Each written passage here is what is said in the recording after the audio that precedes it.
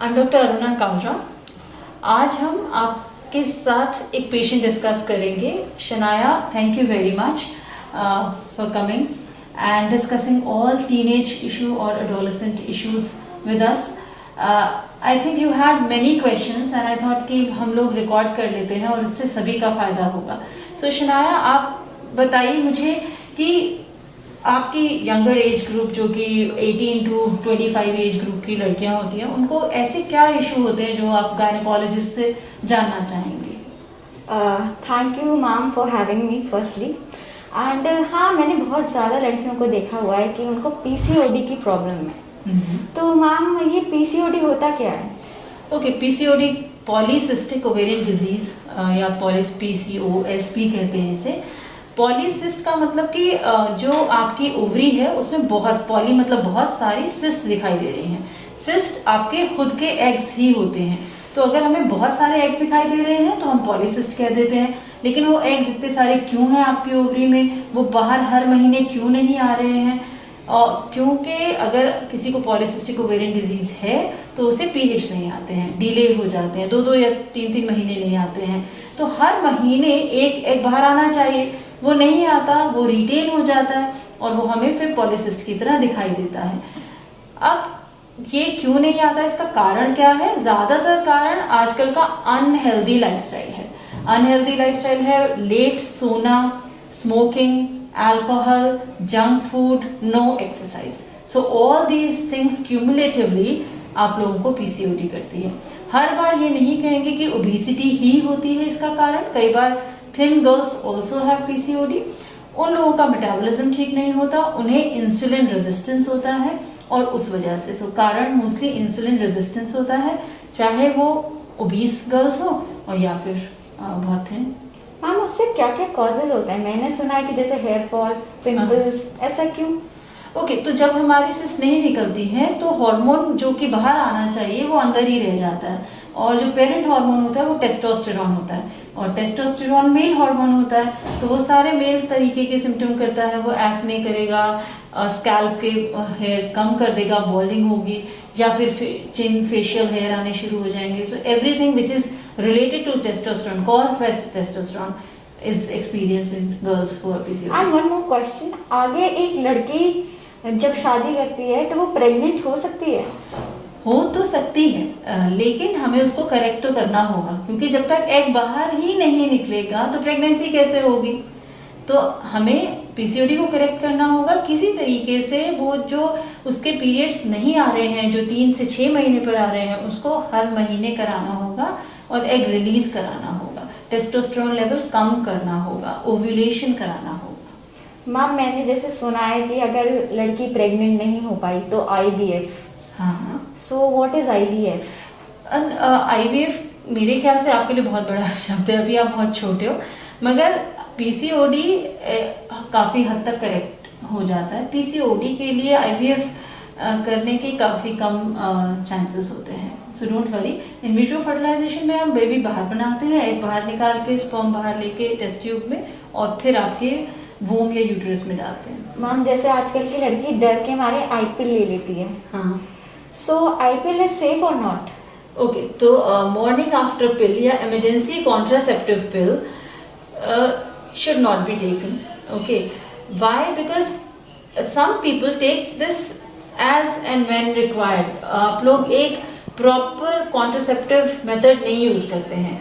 अगर मैं कहूँ कि आप लिव इन रिलेशन में हैं और young girl is having a boyfriend, तो instead of using morning after pill और emergency contraceptive pill, either barrier method of contraception which is condom should be used. उसका 2 फायदे हैं, प्रेगनेंसी से तो प्रोटेक्ट करेगा ही करेगा, सेक्सुअली ट्रांसमिटेड डिजीजेस से भी प्रोटेक्ट करेगा। But okay, if you do not want to use condom, you can use oral contraceptive pills which are absolutely safe. So if you have a relationship which is like constantly you are in relationship, start oral contraceptive pills, those are safer. Another thing which you can use is Nova ring, which is a vaginal ring. If you do not want to take oral tablet every day, you forget, or you have side effects of oral contraceptive pills, in that case you can insert Nova ring inside your vagina. It will stay there for 21 days, like you people are using tampons and menstrual cups, so it's easy for you. And after 21 days, hook it out, give a gap of 7 days, and again reinsert another ring. So there are safer options of contraception, but morning after pill should not be taken. Why? Because it does not prevent pregnancy. Pregnancy would happen if it has happened. It would make your uterine environment, the environment of uterus or womb, hostile for baby. So if baby has formed, it will stay in the tube, fallopian tube, and it would not traverse inside the uterine cavity. In that case, you will be having ectopic pregnancy. And if one tube is gone, one thing is it's an emergency, you will have to do emergency surgery, you will have to remove your tube most of the time, and one tube is gone. So 50% fertility is gone. Okay, and it's an emergency. If it was a secret relationship, now everybody knows because your parents have to come and everybody got to know. And then yes, after that infections and everything after surgery are again. So morning after pill we are not going to take, because we morning after pill की वजह से हमें ectopic pregnancy हो सकती है. अगर आपने नहीं लिया होता मॉर्निंग आफ्टर पिल, आफ्टर अनप्रोटेक्टेड इंटरकोर्स, और प्रेगनेंसी यूटरस में आ जाती, तो आप एमटीपी पिल्स लेकर उसको अबॉर्ट कर सकते थे बहुत ही सेफली.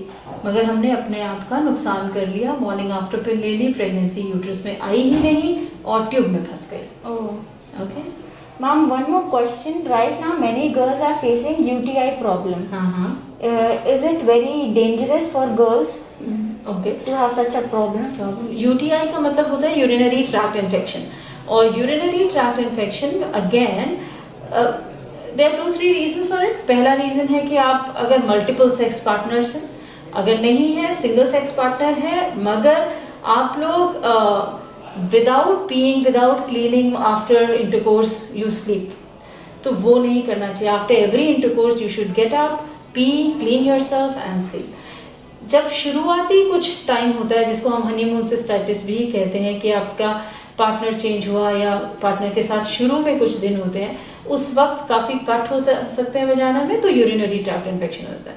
आप लोग क्योंकि काम करते हैं, you are in offices, you use common toilets, that also is a reason of urinary tract infection.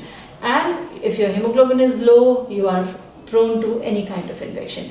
So I would say that urinary tract infection is common because females have small urethra, but and it is dangerous also if we have recurrent urinary tract infection. It can cause vaginal infection, or vaginal infection can cause urinary tract infection, which is not good to have infection around your womb.